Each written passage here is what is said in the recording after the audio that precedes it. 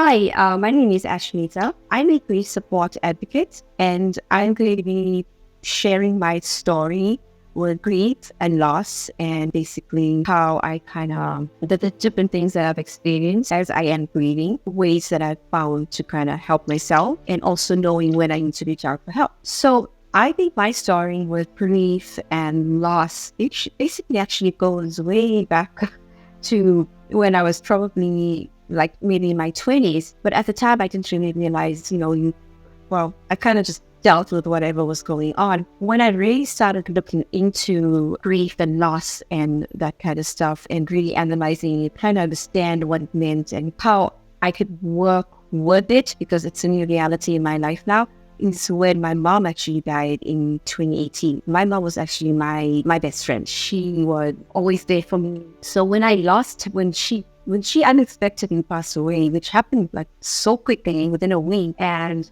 we had just moved to the US at that time with my husband's job, I had to make sure that I get myself back to Africa, which is actually South Africa, where I was born, in time to hopefully get to at least talk to her and see her. But I guess it wasn't meant to be. So I got there she was still alive when I got there, but she was unconscious. So I was not able to actually talk to her or do anything of that sort. But I know that she knew that I was there because I said to her, "Mom, I'm here." She kind of made like a grunting kind of sound, like, thing. So that gave me the message that she knew that I was there. Then coming back to the US, at the time I had two kids. I have three now, but I had two at that time, two boys. Just started with elementary school, and it was just a really interesting experience. Being in a new country, learning, trying to understand just being able to live in a new country, which I was loving, but having to deal with that grief, understanding just how to navigate around everything that comes with just living in a new country, and then just having the added stuff of having to deal with grief. I kept myself really busy, so it didn't really knock me. But whenever I was alone is where it could really knock me. And it's like, okay, so what is the point of this life? Why do I even need to do so? I'm going to die anyway. And I didn't realize that I should actually, reach out for any grief support or go and see a counselor or do any that sort at that time. So I was dealing with this all alone on my own. And just with grief, when you lose somebody, it's just a natural thing that happens is because you're grieving, you tend to want to alienate yourself. You tend to want to just be alone. And that kind of gives people the wrong message. So yes, death and grief and things all started in my life when my mom actually died. But it was huge knock in my life. That support, that best friend that I had was basically just, she was taken away from me. And I was mad. I was really angry. It still hurts. I still miss her. But this whole experience has definitely made me stronger. It has it's kind of forced me in some ways to start looking at my mind, at the way I see things, just being able to take care of myself and knowing when to stop and when to ask for help. It's hard to do that. So I was 36 when my mom passed away. And my kids at the time were 4 and 2. But I think what kept me going was the fact that, had the young kid, we're in a new country. My husband was, just supporting my family and being there for my family, which is what gave me reason to want to keep going, even though I felt like giving up so many times. That is really interesting because with grieving, what happens is, there's this one day where you will be on top of the world, you'll be feeling fine, you've got everything, you do everything, you're functioning just fine. And then something will happen that would just take you down a spiral all the way down. I did find journaling was very, very helpful. Writing down on the day, making that a ritual of kind of journaling every day, how my day went, what are the things that came up for me. And I did eventually make friends with people who were my kids' parents. We still friends till today. Just they kind of became part of my support in a foreign country. I realized early on that the more I spoke about what I was feeling, the better I started to feel, just as I go day by day, being able to live. But not having that opportunity to be able to talk about my grief was, to me, felt really stifling. It was really difficult. I was married for 6 months and I had no idea why whatever happened happened. So that was like a really traumatic experience for me. And I learned back then that I need to talk about my feelings. I just cannot hold them in. So just acknowledging it and working with it is important. So, and that started me on this whole journey of trying to think out of the box, trying to just first feel whatever I'm feeling and then question those feelings and work with that and always try to find something positive out of the whole thing. Because life is beautiful. I mean, even though we have these crazy experiences in our life, life is meant to be beautiful. I got married when I was 23 to a really nice person. And well, that's what I thought at the time.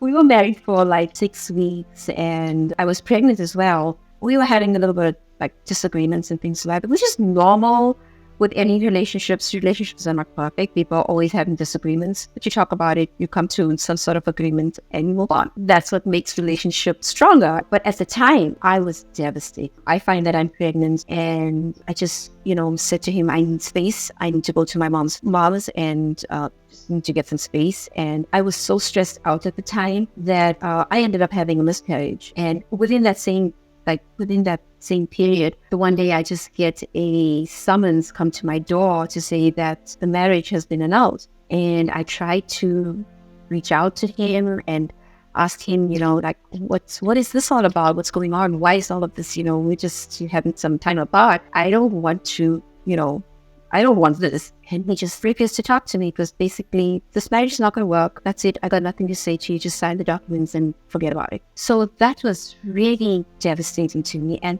the fact that I had a miscarriage also on top of it, it took me about a year or just over a year to start getting comfortable to actually walk out into society again, to walk out into the world again. So that was really big. I was sleeping. It happened early parts of the morning, actually. I was sleeping and I just started feeling some real intense pain. The days before that were really intense. They were, involved with all of this that was going on. And then I just felt like I needed to go to the restroom. So I went to the restroom and I just felt this gush of, I didn't even realize that I had miscarried, but it was weird. And this was my very first time even being pregnant. I just didn't realize what hit me.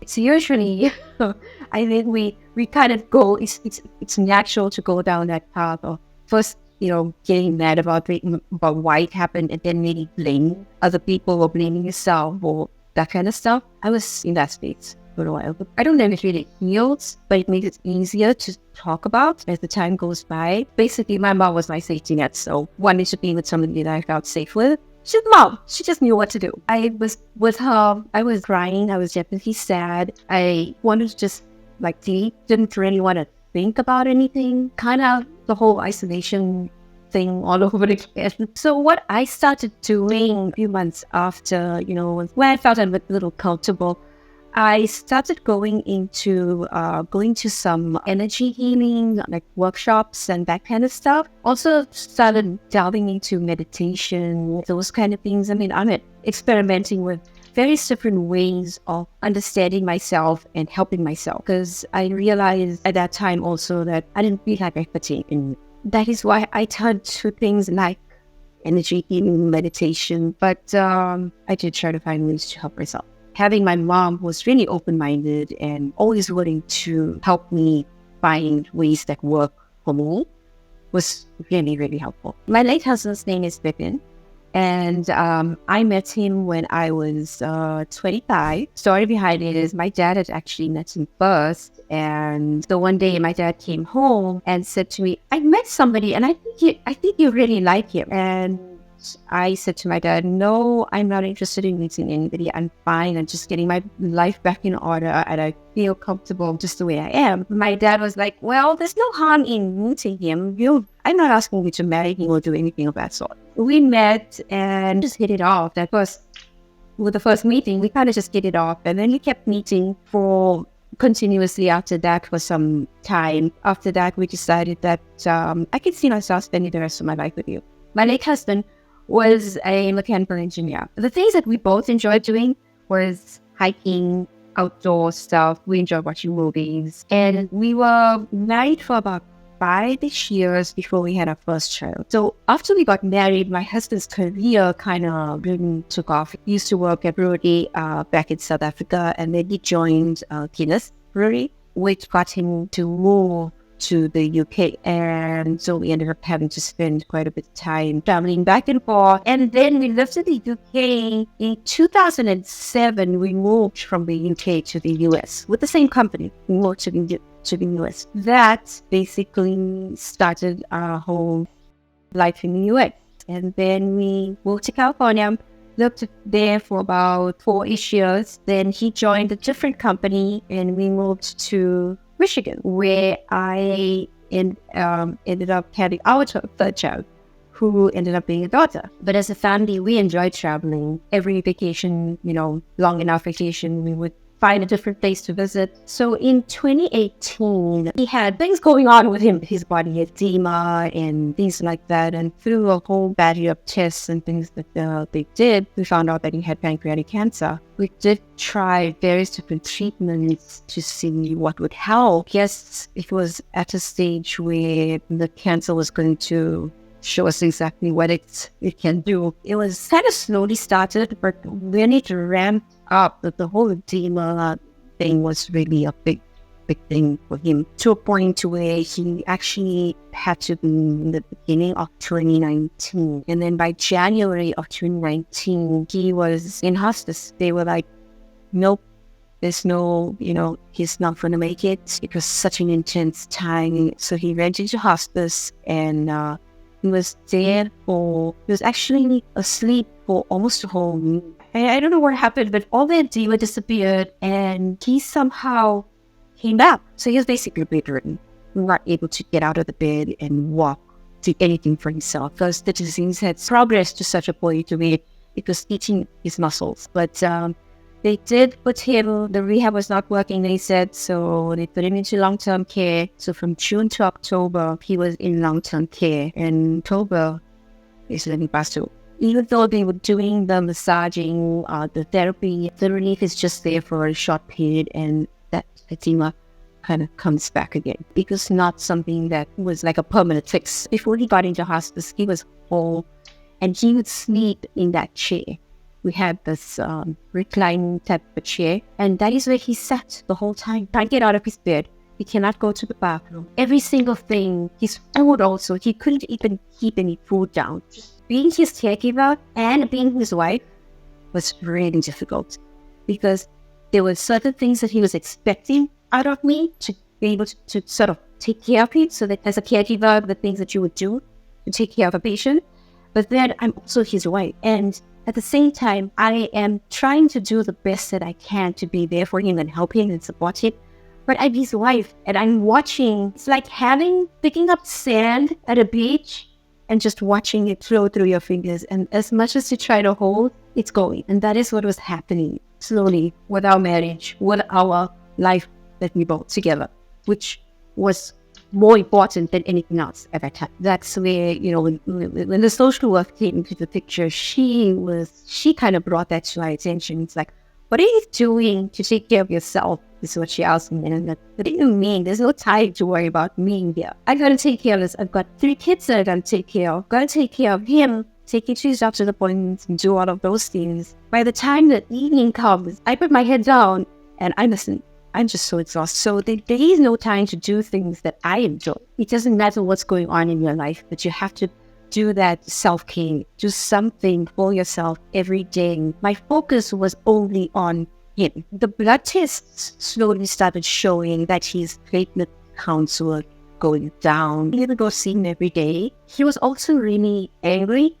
And the kids were actually in a real strange state as well. At that time, with my husband being in the facility and us going to visit him, and sometimes they didn't want to go and visit, they just didn't feel comfortable. And it was a weird time that we were living with at that time. It was October 20th, because a Sunday evening, we sat down on the sofa and we were busy on the computer doing this whole college application thing. The phone rang. My daughter was in the shower and the phone rings and the nurse says to me, just want to let you know that he's not doing good and I would recommend that you guys come over as soon as possible because I think his time is up. One thought was like my body just didn't want to move. I cannot move, and my mind is telling me, get going. You need to go. Stop what you're doing. Go. we sat there with him, and he was kind of asleep, and then he woke up. And with a death, when a body is getting ready to sort of, when you're going through that sort of death, and this is something I didn't even know myself, and I learned this as I witnessed it. Your breath starts getting shallower and shallower as you're breathing, and this happens in sort of like episodes, and then the person also kind of sort of, it's like a sleep kind of a thing. So they go to sleep, and then suddenly they wake up, and then they go to sleep again, and then they'll wake up, but then the gap starts getting smaller and smaller with that. And then the breathing is up as well. The same thing happens until the very end, where it's just this one last breath, which sometimes you hear, sometimes you don't even hear. That was the Sunday night. We sat there for as long as we could, and he eventually got up, just went into like a sleep. It was like 10 or almost 11 at night. He was still sitting there. And then the nurse said to me, it seems like he's fine. We don't see any further changes. It seems to be the same. So you're welcome to stay here, or if you want to go home, and if anything changes, we'll call you back. So I figured, okay, let's go home. This is the last conversation we had with him. He said, oh, my mouth is so dry. I need to have some, can I have a popsicle to eat? So he asks for a popsicle, and then he goes to sleep, kind of just knocked out. And then 2 seconds later, he wakes up and he's like, can you feed the popsicle too? I feed it to him. He takes a bite, and he's out again. And then he wakes up and he's like, oh, you must be thinking there's something wrong with me. And he's laughing as he's saying this. You must be thinking there's something wrong with me. How can a person fall asleep while they're eating? And that was the last conversation we had. Because after that, the next day when I went to see him, he was kind of like gone into that unconscious kind of state. I just sat there the whole time holding his hand. By the evening, the nurse came to me and she said, she looks at the wall, she points at the thing, the family picture, our family picture on the wall, and she said, you look so much younger in that picture. No. She said, you look so much younger now than you do in that picture. I looked at the picture, I was holding his hand the whole time. I was holding his hand. I looked at the picture, split second, I looked back at him, and he's just like lying there still. So I asked her, I said, is he doing one of those things that you explained to me about, that, he just being like totally still and then he'll suddenly start breathing again? And she says to me, no, he's gone. He's gone. And I look, oh. He's gone. Just like that. Life is so precious and so fragile. He was there and so. Well, you do the important things. It's all the funeral arrangements and calling family and talking to people, doing all of the logistic stuff that needs to be done. So that kind of keeps a person busy enough to not even fully acknowledge what has just happened. But it does hit you when you find yourself alone. The times when it really hits you and when you really need help, support, whatever it is when you're alone. Going to bed at night with like, I don't want to sleep. Waking up in the morning, you're like, oh, it's that whole familiarity. All of that is just disappeared. So everything that we knew to be life for us died when he died. And then people, slowly people start moving away, getting back into their thing. That's when you find yourself even more alone. Okay, alone. You're not here. What am I supposed to do with myself? It's going to be 4 years this October. 21st. These last 4 years have been the biggest learning curve in my life. I just had to learn so much. Losing my mom was my very first experience with grief and death. Losing my husband has just pushed me into a whole different plane, because I basically lost my identity with that. I lost everything. That was my life. That is what I thrived on. That is what made me happy. And all of that, just losing that whole identity and losing that whole life pushed me into a space where I just had to start asking questions. I am not going to allow this to destroy me. I'm not going to allow this to suck life out of me. I just have to find a way to work with this and move forward. There are times when I've had to talk to a therapist. There are times when I had to seek professional help. The grief is not going to go. The pain is not going to go away. But you just find yourself in a more comfortable space to be able to work with it. And I think that is so much more important, because then you can actually just learn a better quality life. So I wrote a book published last December. The name of the book is called What's Your Story? The #1 way to creating a new reality with your thinking. And the reason the title is that way is because I have been working with my mind all these years, finding creative ways to work with my mind. And this is one mantra that I used to say to myself when my mom died. So what story are you going to allow to get painted out of this experience that you're having right now? And always try to look for the positive in. And I noticed over time that the more I kept asking myself that question, the better I was able to deal with things around me. So I continually say to myself, all is well. Everything is the way it's supposed to be. I'm not a victim. I am not a victim of anything. And when I acknowledge that I am not a victim, that the experience is the experience, and I'm going to leave the experience where it belongs, and I'm not going to become the experience, is very liberating. I've created this group called Growth Story Hub. And the intention behind that is to create a safe place where people can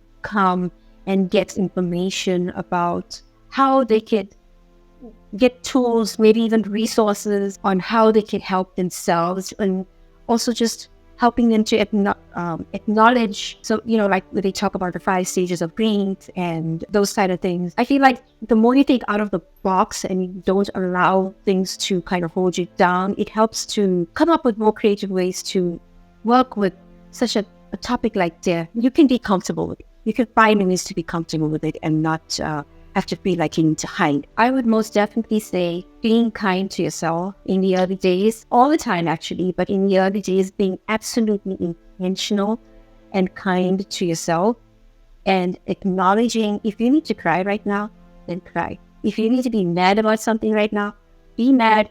Let that emotion out. Fully experience that emotion. Be grateful that you had something. That is also gratitude. There's nothing wrong with that. So I am grateful that I'm alive.